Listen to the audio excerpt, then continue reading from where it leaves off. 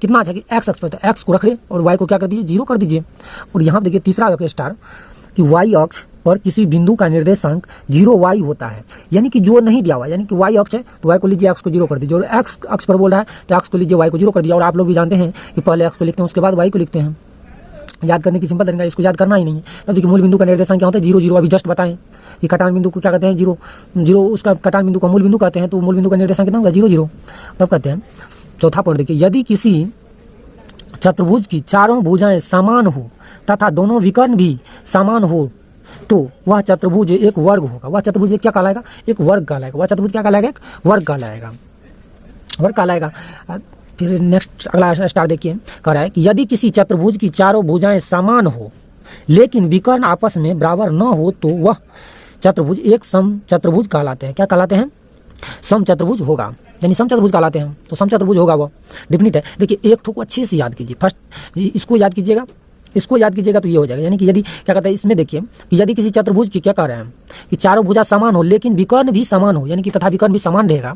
देखिए जिसका क्या होगा, चारों भुजा समान रहेगा और विकर्ण भी समान रहेगा तो वह क्या होगा, एक वर्ग होगा। यानी कि वर्ग के सभी भुजा समान होता है और विकर्ण भी आपस में क्या हो जाता है, बराबर होता है, तो वह क्या हो जाएगा, वर्ग हो जाएगा।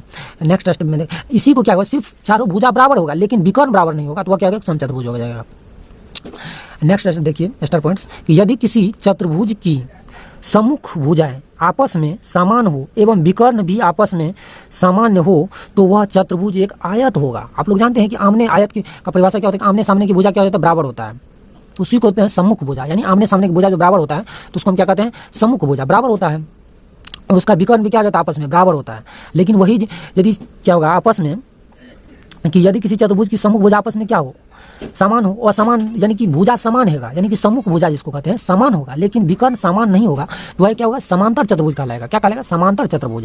कि एक त्रिभुज समबाहु त्रिभुज होगा यदि उसकी तीनों भुजाएं आपस में समान हो। यानी कि समबाहु त्रिभुज कब होगा, जब उसकी क्या होगा, तीनों भुजाएं आपस में समान होगा, यानी कि क्या होगा, कोण उसका क्या हो जाएगा, 60 डिग्री होगा। तो समबाहु त्रिभुज का प्रत्येक कोण कितना होता है, 60 डिग्री होता है, आप लोग भी जानते हैं। अब नेक्स्ट स्टार पॉइंट देखिए, यहाँ दिया हुआ है, क्या कर रहा है कि एक त्रिभुज समद्विबाहु त्रिभुज होगा। क्या करे, एक त्रिभुज समद्विबाहु त्रिभुज होगा, समद्विबाहु दी, देखो यहाँ पर दू दे दिया, यानी कि समद्विबाहु त्रिभुज। इसका क्या हो जाएगा, यदि उसकी केवल दो भुजाएं आपस में क्या हो, समान हो। जिसका क्या होगा, दो भुजा आपस में समान होगा तो वह क्या होगा, एक समबाहु त्रिभुज होगा। नेक्स्ट देखिए क्या कर रहा है कि एक त्रिभुज समद्विबाहु समकोण त्रिभुज होगा यदि उसका एक कोण समकोण तथा बनाने वाली दोनों भुजाएं आपस में क्या हो, आपस में क्या होगा, समान होगा, आपस में क्या होगा, समान होगा, या उसको ये भुजा और ये भुजा बराबर होगा। इसे कहते हैं कि दो भुजा समान है, एक को बीच का कोण 90 डिग्री होगा, इसको हम क्या कहते हैं, समद्विबाहु समकोण त्रिभुज कहते हैं।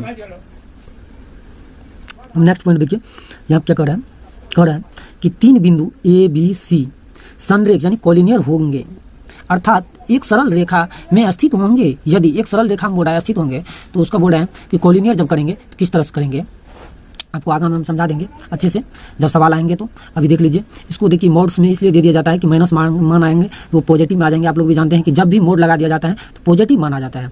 देखिए A B plus B C equal to क्या आ जाता है, ए सी।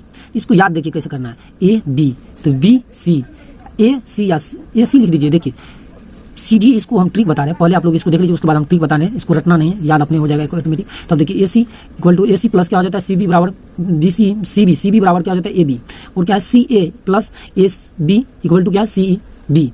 इस तरह से तो इसको नेक्स्ट वीडियो में आप लोगों को ट्रिक बता देंगे, उससे देख लीजिएगा। तब तक के लिए बाय। चैनल को सब्सक्राइब कीजिए, लाइक कीजिए, अपने दोस्तों तक पहुँचाइए जिससे आपके दोस्तों को भी सहायता हो सके।